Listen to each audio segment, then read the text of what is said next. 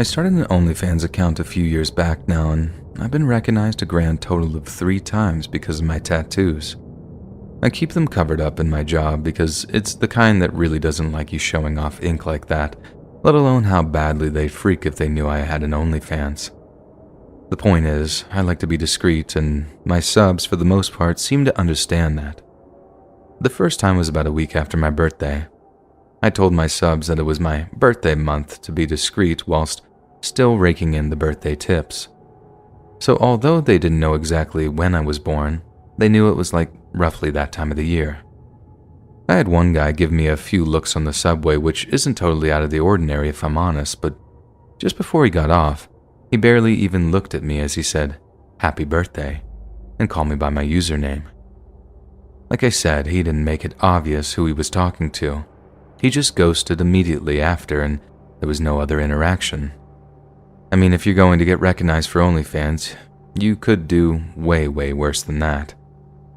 Second time was by a guy who literally screeched to stop on his bike, pedaled back to look at me, then turned bright red and said, "Oh my God," then literally zoomed away like I was going to attack him or something. Granted, he could have been just having a moment, but trust me, when you have an OnlyFans, you just sort of know where people recognize you from. Anyway, now for the third time, and by far the worst time, I don't show my face on my OnlyFans, but I did used to show my tattoos, though not anymore. God bless those cute arm sleeve things. So, this one time a guy stops, visibly starts checking out my tattoos before he kind of gasps and looks up at me. I just play it cool, like there had been some kind of mistake. There blatantly hadn't, and just ignore him while I carry on reading and drinking my coffee. I half expected him to keep moving, but he didn't. He sat down next to me and started calling me by my username. I'd never been confronted like that, and it didn't exactly put me in the mood to be like, "Oh, hi, yeah, it's me." So I continued to deny it while also shooting him this look that tried to say, "Dude, stop. It's me, sure, but please just shut up." But then he reacts in such a horrid, violent way like, "What? You think I'm dumb, huh? You'll take my money? The money I work my butt off for, and you won't even acknowledge me in the street?" That was his cue to just go off, and this guy just tore into me while an entire coffee shop and passers-by looked on. I'd rather not give him the satisfaction of repeating what he said or go into detail about how much it hurt my feelings, but I'll put it this way. I spent almost $90 on arm sleeves to cover up my tats, and I haven't been recognized since. It really did mess with me for a while, though. Like the reoccurring thought was, you were lucky he found you in the day. If that had been the night on some dark street somewhere, I might not have been nearly as lucky, and I might not have walked away at all.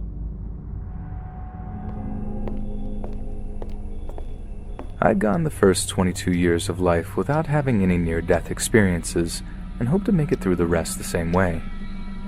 Unfortunately, a month ago, I was put in such a terrifying position, I was afraid my life was about to end. The gist of the story is that I was the victim of mistaken identity.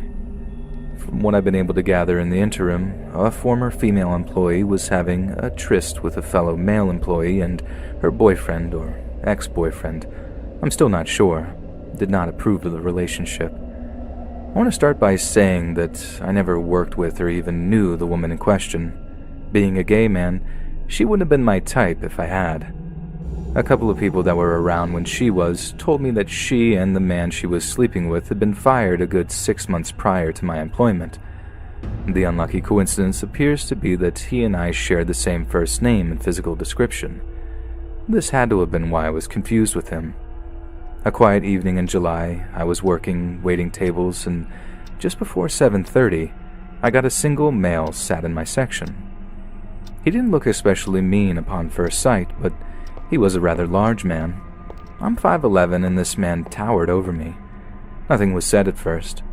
I took his drink order, and when I returned with it, he confronted me about the affair. "So you're the loser that's banging my girl?" I asked him to repeat what he'd said, and only got more hostility in return. "You heard me, boy. Ginger told me about your affair last night." His demeanor terrified me. I knew if he wanted, He could easily destroy me. Fighting had never been my forte, and a guy his size would have no trouble laying me out. I did my best to assure him I didn't know his girlfriend, but this only made him angrier. "Listen, you can deny it all you want, but she told me your name and what you look like. Saying you don't know her is just making me more mad." I could see the hate burning in his eyes. He spoke with gritted teeth, and spittle was beginning to come out of the corners of his mouth. My shaking had to have been obvious to him. I was on the verge of running away, but I didn't want to come off as any bigger a coward than I already was. "I'm sorry, sir. I in no way want to make you angry, but I swear that I've never met a girl named Ginger in my entire life. If she worked here, it must have been before I started. I literally only worked here for a few months. Any relationship I had ever had hasn't even included a female, if you get my meaning." It took a moment, but he caught on, and his scowl morphed into a smug grin in seconds.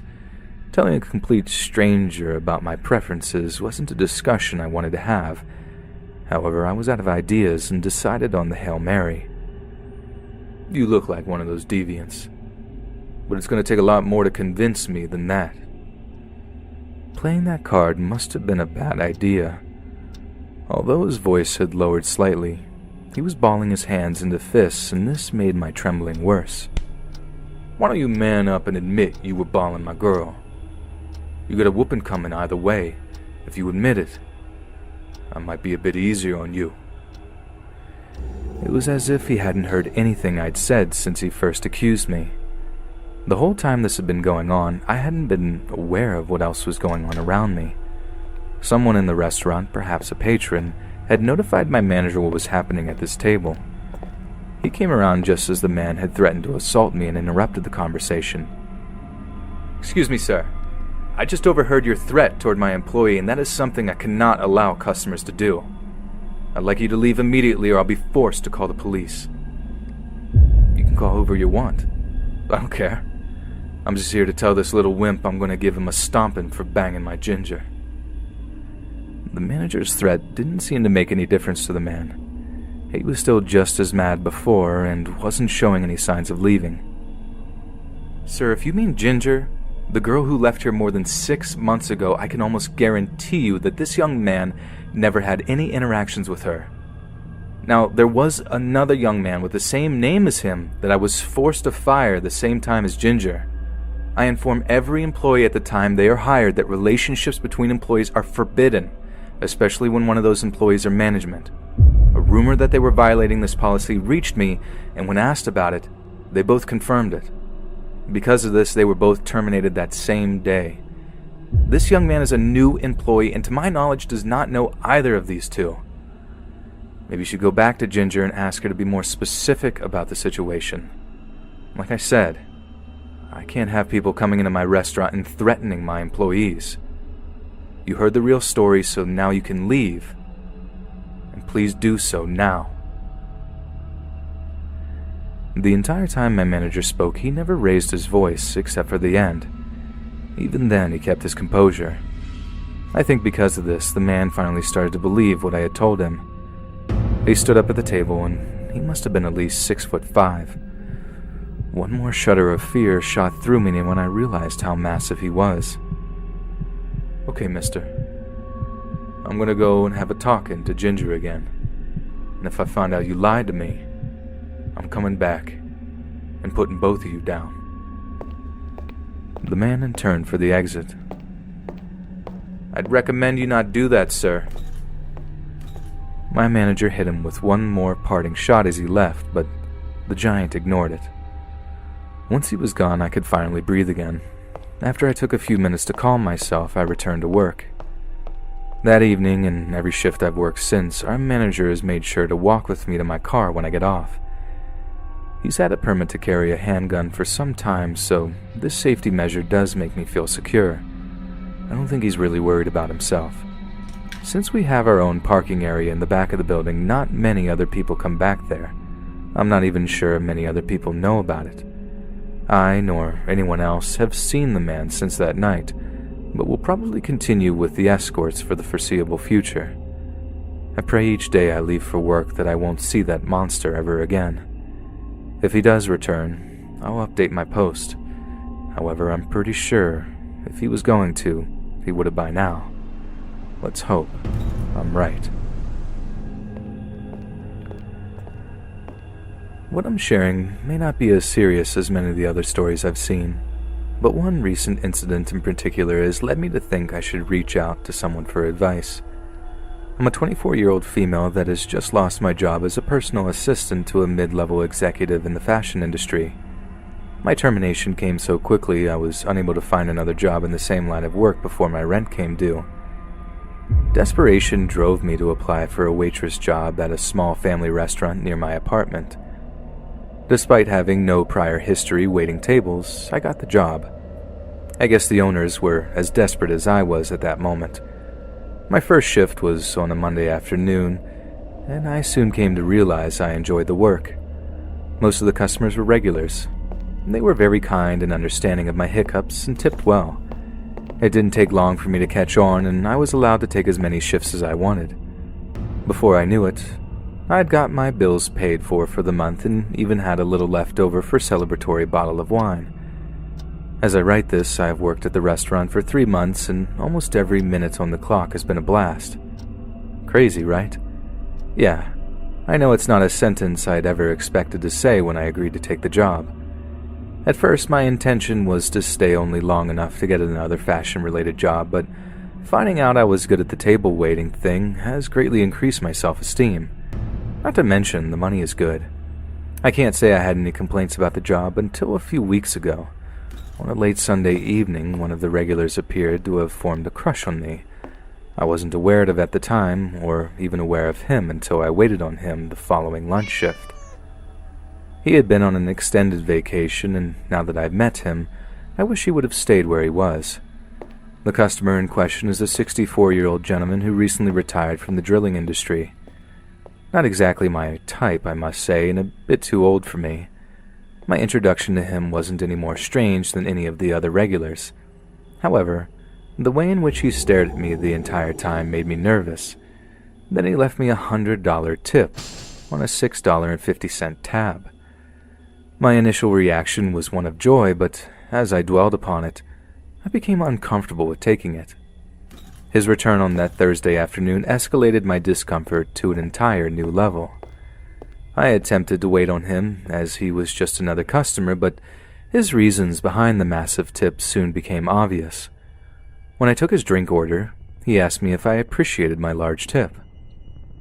This gave me the opportunity to tell him I wasn't comfortable taking a tip that large, but he interrupted me before I had the chance and hinted that I was now beholden to go on a date with him. The idea disarmed me. I wasn't sure that he meant what I thought, but just to be safe, I returned the $100 bill to him. The last thing I wanted to be seen as was some form of prostitute. When he was young, some women who waited tables may have sold themselves, but this girl is no whore. When I handed the bill back to him, a look of shock appeared on his face, soon followed by a big smile. All he could say was, "I've never seen a woman turn down a $100 bill. Now I see how it's gonna be." This reaction confused me. It was exactly the opposite of what I'd hoped for. I expected him to get mad, or at least get that I wasn't for sale. Him thinking I was playing hard to get scared me a little. However, I did consider that maybe I was perhaps misunderstanding what he meant. Our age gap could be making me misconstrue his intentions. It was possible he was only trying to show his appreciation for my services. For the remainder of his time in the restaurant that day, I said very little to him, and he met me with his usual fawning gaze. Once he left, a load of relief was lifted from my shoulders. It was short-lived, however, when I returned to the table and saw the $100 bill sitting there. This was beginning to look like some type of game he was playing with me. I had the impression that once I accepted that tip, I would be accepting of much more in his mind. This brings us up to a few days ago, when he was once again seated in my section. Before I could do anything, I had to make it clear that I could not accept that $100 tip. Once again, I handed it back to him and told him that I was in a long-term relationship and could not go out with him, even once. My speech didn't appear to make a dent in his facade.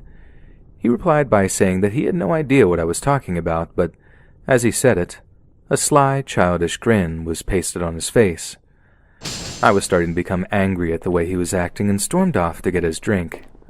By the time I made it back, something had very much changed in his demeanor. The usual doting and loving eyes had disappeared and been replaced by a simmering fury I would have never expected to come from him. His grin was no longer there. His face had become expressionless and cold. When I noticed this change, a jolt of fear shot through me. From that point, nothing else was said between us. One thing had not changed, however.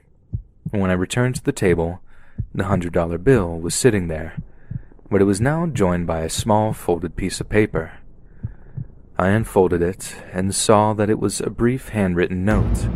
It simply read, "It would benefit you to accept this." A shiver tore through me. I was almost positive he didn't intend this to be friendly.